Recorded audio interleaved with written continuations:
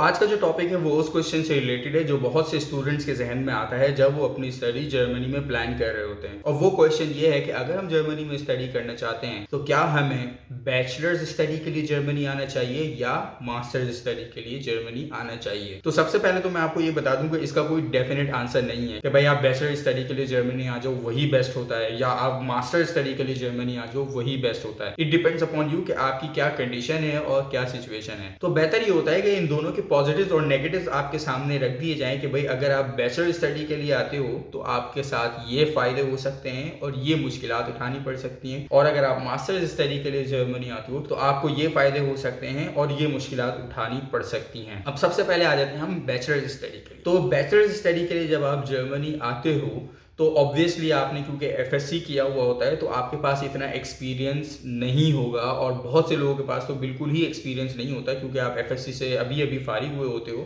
तो आपके पास कोई इयर्स ऑफ एक्सपीरियंस नहीं होता। तो उसकी जो मुश्किल आपको उठानी पड़ सकती है वो ये है कि यहाँ पर आकर आपको जॉब फाइंड करने में मुश्किल हो सकती है, क्योंकि वाइल बीइंग स्टूडेंट हियर आप जॉब भी कर सकते हो, आपको जॉब अलाउड होती है। तो उसके लिए अगर आप विदाउट एक्सपीरियंस हो यहाँ पे और आपकी क्वालिफिकेशन भी सिर्फ इंटरमीडिएट है तो यहाँ पर जॉब मिलना आपको मुश्किल हो सकती है। अब जो जॉब के ऑप्शंस आपके पास बच जाते हैं वो लेबर जॉब्स होती हैं जो बहुत ही हार्ड वर्किंग होती हैं, तो वो आपके लिए मुश्किल हो सकती है। जबकि अगर आप मास्टर स्टडी के लिए यहाँ पे आते हो तो ऑब्वियसली आपने बैचलर्स किया होता है और बैचलर्स के साथ साथ आप जॉब भी कर रहे होते हो तो आपके पास इयर्स ऑफ एक्सपीरियंस होता है, एटलीस्ट 2 से 3 साल का तो आपके पास एक्सपीरियंस होगा। तो आपके पास एक्सपीरियंस होगा तो आप जॉब सर्च कर सकते हो और आपको यहाँ पर जॉब मिल भी सकती है। अब यहाँ पर जो मैं जॉब की बात कर रहा हूँ वो स्टूडेंट जॉब की बात कर रहा हूँ। तो होता ये है कि अगर आपके पास एक्सपीरियंस होता है तो आपको स्टूडेंट जॉब मिल सकती है जो कि आपकी स्टडी से रिलेटेड हो, और वो लेबर जॉब में नहीं आती, वो व्हाइट कॉलर जॉब में आती है,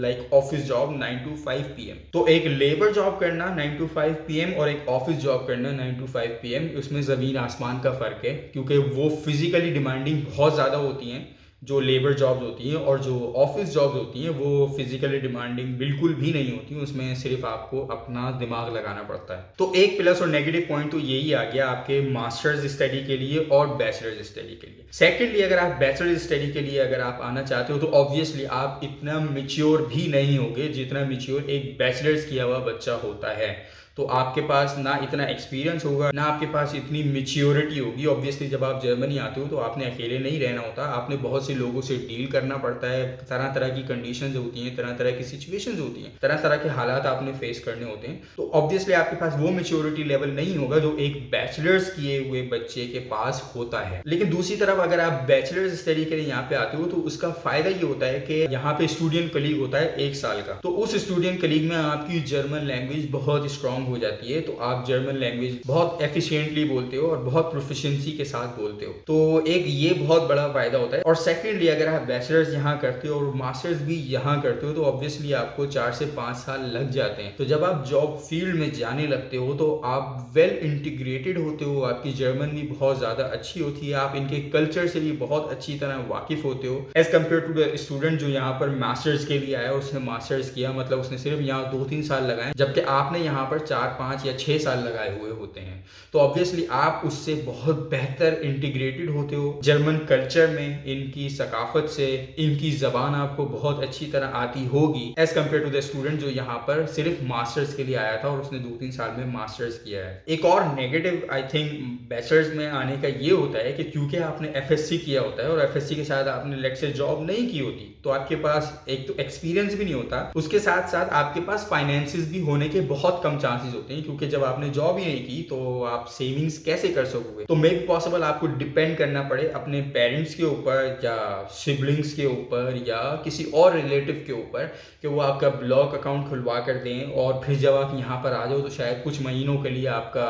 जो खर्चा हो उसके लिए भी आपको किसी पर डिपेंड करना पड़े। जबकि अगर आप मास्टर्स स्टडी वीज़े के ऊपर यहाँ पर आते हो तो ऑब्वियसली आपने क्योंकि जॉब की हुई होगी, आपके पास एक्सपीरियंस भी होगा,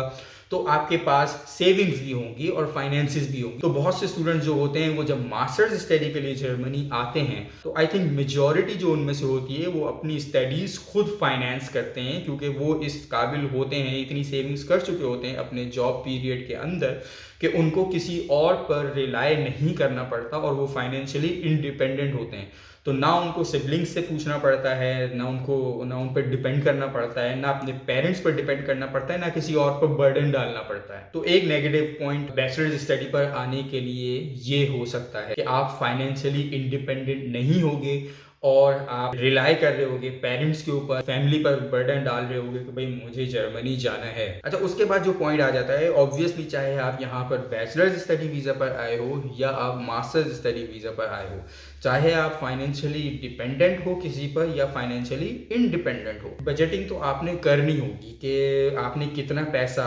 कहाँ पर कब और कैसे खर्च करना है, करना भी है या नहीं करना, महीने में आपने कितना पैसा खर्च करना है, कितना कमाना है, आपने घर को पूरा संभालना होता है। यहाँ पर आके आपने ग्रॉसरी खुद करनी होती है, यहाँ पे आके आपको खाने खुद पकाने होते हैं, घर की सफाई खुद करनी होती है, बर्तन खुद धोने होते हैं और इस तरह के सैकड़ों और काम होते हैं जो आपने खुद करने होते हैं। तो उसके लिए ऑब्वियसली एक बच्चा जो सिर्फ एफएससी करके यहाँ पर आ रहा है, आई थिंक इतना मेच्योर नहीं होता जितना कि वो बच्चा होता है जो यहाँ पर मास्टर्स स्टडी करने के लिए आ रहा है। उसके बाद जॉब्स ढूंढना,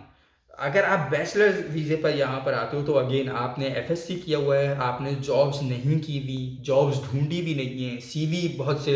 स्टूडेंट्स को बनानी नहीं आती। लेकिन अगर आप यहाँ पर बैचलर्स करने के बाद आ रहे हो मास्टर्स स्टडी के लिए, तो ऑब्वियसली आपने पाकिस्तान में जॉब्स की भी होंगी, और अगर जॉब्स की भी होंगी तो उससे पहले आपने जॉब्स ढूंढी होंगी, तो आपको पता होगा कि सीवी कैसे बनती है, उसके बाद जॉब्स ढूंढी कैसे जाती हैं, क्या टेक्निक है, इंटरव्यूज़ कैसे होते हैं, ईच एंड एवरीथिंग आप क्योंकि एक प्रैक्टिकली उस एक्सपीरियंस से आप गुजरे हुए होगे जो कि वो स्टूडेंट नहीं गुजरा हुआ होता, जो सिर्फ एफएससी करके यहाँ पर आ रहा होता है। तो अगेन यहाँ पर वही एक्सपीरियंस की बात आ जाती है, मेच्योरिटी की बात आ जाती है, या फाइनेंशियली डिपेंडेंट और इंडिपेंडेंट होने की बात आ जाती है। बहुत से स्टूडेंट्स को मैंने देखा है जो बैचलर्स भी पाकिस्तान से करते हैं और उसके साथ साथ वो जॉब भी कर रहे होते हैं। इनफैक्ट बैचलर्स के बाद भी वो कुछ साल जॉब करके पाकिस्तान में अपनी फील्ड में रेलेवेंट एक्सपीरियंस एक्वायर करते हैं, चाहे 2 साल हो या 3 साल हो, और कलेक्टिवली उनका एक्सपीरियंस 5, 6, 7, 8 साल का हो जाता है, क्योंकि ऑब्वियसली वो बैचलर से जॉब कर रहे होते हैं। तो 4 साल का बैचलर, उसके साथ उनका वर्किंग एक्सपीरियंस,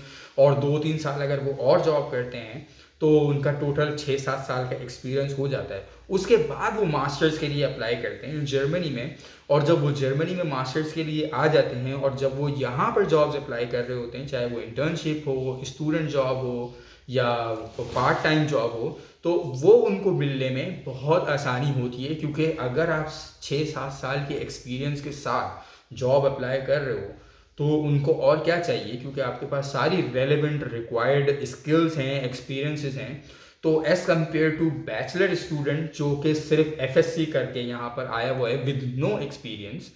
और मास्टर्स का स्टूडेंट जिसने 6-7 साल का एक्सपीरियंस लिया हुआ है, स्किल्स हैं उसके पास प्रूवन, तो उसको जॉब मिलना बहुत आसान होता है। और कुछ केसेस में तो मैंने ये भी देखा है कि स्टूडेंट ने अप्लाई किया या तो पार्ट टाइम जॉब के लिए, स्टूडेंट जॉब के लिए, इंटर्नशिप के लिए, और उसको सामने से ऑफर हो गई फुल टाइम जॉब, लेकिन वो सिर्फ मास्टर्स के स्टूडेंट्स के लिए जिनके पास एक्सपीरियंस होता है। ऐसा कुछ भी होते हुए मैंने कभी बैचलर्स के स्टूडेंट के साथ नहीं देखा कि उन्होंने इंटर्नशिप, पार्ट टाइम जॉब या स्टूडेंट जॉब अप्लाई की और उनको सामने से फुल टाइम जॉब ऑफर हो गई हो। जैसा कि मैंने पहले कहा, उनको तो पार्ट टाइम जॉब भी मिलना थोड़ी सी मुश्किल होती है, जो वाइट कॉलर, क्योंकि अगेन उनके पास एक्सपीरियंस नहीं होता। तो ये सारे पॉइंट्स हैं जो आपको कंसिडर करने चाहिए जब आप डिसाइड कर रहे हो कि आपको यहाँ पर बैचलर्स स्टडी के लिए आना चाहिए या मास्टर्स स्टडी के लिए आना चाहिए। इनके अलावा आई डोंट थिंक कोई ऐसे और पॉइंट्स हैं जो बहुत ज़्यादा मैटर करते हों। बस यही पॉइंट्स हैं कि आप इनको कंसीडर करें और अपनी कंडीशन और अपनी सिचुएशन को देखते हुए जायज़ा लें कि आपके लिए क्या फ़ायदेमंद रहेगा। बट आई थिंक आजकल जो मुल्क के हालात हैं उसके लिए तो आई वुड से कि अगर आपने एफएससी किया हुआ है और आप फाइनेंशियली केपेबल हो और अफोर्ड कर सकते हो जर्मनी आना, तो आप बैचलर्स ख़त्म होने का वेट ना करो, क्योंकि भाई कुछ पता नहीं होता कि कल को क्या हालात हो जाए। तो इट्स बेटर, वो जो कहावत है ना कि कल करे सो आज कर, आज करे सो अब, तो आप 4 साल का अरसा बहुत होता है, तो आप 4 साल के बाद का ना सोचें कि मैं बैचलर्स करने के बाद 4 साल बाद जर्मनी जाऊंगा। अगर आप अभी अफोर्ड कर सकते हैं तो बैचलर्स के लिए अभी आ जाएं, और अगर आप बैचलर्स कर चुके हैं तो आई वुड से कि don't delay it, apply as soon as possible and get to Germany.